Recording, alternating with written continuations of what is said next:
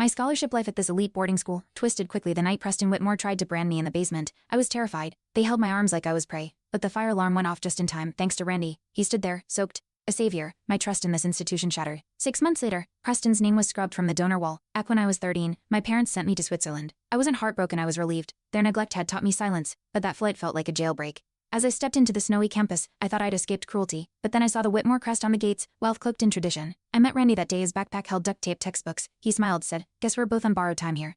In our first week, Preston singled Randy out in the dining hall, kicking his tray across the floor. I froze. Randy picked up the mess without complaint. Later he whispered, "That's how they test you, humiliate you until you crack." I learned the hierarchy fast: legacy over merit. Silence over truth. When Emma asked if I'd seen anything, I lied. Fear wrapped around my throat. I wasn't ready to lose my scholarship. Not yet. It started small. Randy's homework missing, shoes soaked, door lock jammed. The dorm said it was just pranks. I knew better. Preston's smirk each morning confirmed it. Sarah tried to speak up, but her social privileges vanished overnight. I avoided her eyes. When I found a slur carved into Randy's desk, I felt sick. He just wiped it off, whispered, "Keep your head down." I began writing every act, every name into a notebook hidden beneath my bed. One night, Randy disappeared during curfew. I found him behind the greenhouse, bleeding from his temple. "They made it look like a fall," he said, shaking. "No one reported it. Marcus, once friendly, warned me not to ask questions." "You want to graduate, right?" he muttered. Even teachers turned away. I documented everything: dates, bruises, names. My notebook grew heavier, each page a silent scream. I realized silence wasn't survival, it was complicity. But what could I do alone? The administration praised Preston for leadership after he framed Randy for graffiti. Security found a cannon Randy's locker planted. We knew. Sarah cried after the assembly, said she overheard Preston bragging, but she refused to come forward. "He knows things about my family," she whispered. My fingers shook as I copied her quote into my notebook.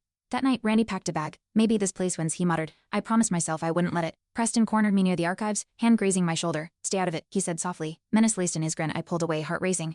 That night, someone broke into my dorm drawer. My notebook was gone. I ran to Mr. Petrov, the old custodian. He didn't speak, just handed me an envelope. Inside, copies of every page I'd written. "Make them count," he said. My hands trembled. I realized I wasn't as alone as I thought. We'd planted a mic in the chapel where Preston held secret meetings. Randy slipped it under a bench. What we recorded chilled me. Preston boasting about cleansing the scholarship kids. I wanted to vomit. Emma digitized the files. Sarah listened in horror still. She hesitated. "My father's on the board," she said. That night, USP appeared on my pillow, anonymous. It held Preston's full roster of targets. His hate was systematic. This wasn't bullying, it was policy. I couldn't finish the whole story in the short. The full story is on my channel and link below.